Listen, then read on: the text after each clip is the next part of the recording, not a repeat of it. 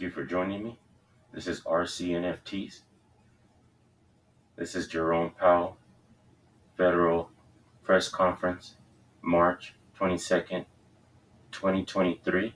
This is the first question he had regarding that meeting. A very, very good question. You, Colby Smith with the Financial Times.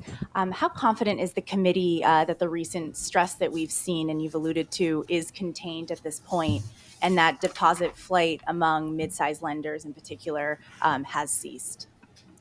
Thanks. So I guess our view is that the banking system is sound and it's resilient. It's got strong capital and liquidity. We took powerful actions with Treasury and the FDIC, which demonstrate that all depositors' savings are safe and that the banking system is safe. Deposit flows in the banking system have stabilized over the last week. And the last thing I'll say is that we're undertaking a thorough internal review that will identify where we can strengthen supervision and regulation. Okay, just a quick follow-up. I mean, given all of the stress and the uncertainty that you've also alluded to in the statement, how seriously was a pause considered for this meeting? So we did consider that in the days running up to the meeting, and you see the decision that we made, which I'll say a couple things about. First, it was supported by a very strong consensus, and I'll be happy to explain why. And really, it is that the intermeeting data on inflation and the labor market came in stronger than expected, and really before the recent events, we were clearly on track to continue with ongoing rate hikes.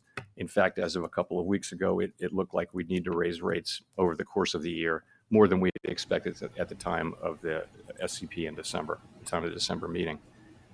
We are committed to restoring price stability, and all of the evidence says that the public has confidence that we will do so, that we'll bring inflation down to 2% over time.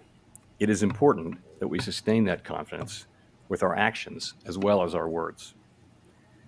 So we also assess, as I mentioned, that the events of the last 2 weeks are likely to result in some tightening of credit conditions for households and businesses, and thereby weigh on demand, on the labor market, and on inflation. Such a tightening in financial conditions would work in the same direction as rate tightening. In principle, as a matter of fact, you can think of it as being the equivalent of a rate hike, or perhaps more than that. Of course, it's not possible to make that assessment today with any precision whatsoever. So our decision was to move ahead with a 25 basis point hike and to change our guidance, as I mentioned, from ongoing hikes to some additional hikes, maybe some policy firming may be appropriate.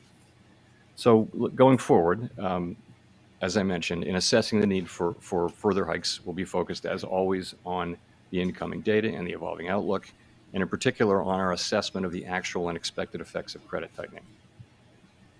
So that was Jerome Powell's first question or first answer.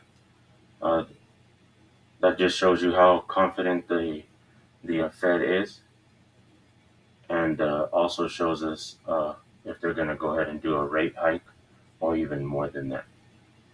So keep watching this press conference, and I'll go ahead and continue to bring you the questions that he was asked. Thank you for watching. This is RCNFTs. Please like, comment, and subscribe. Thank you.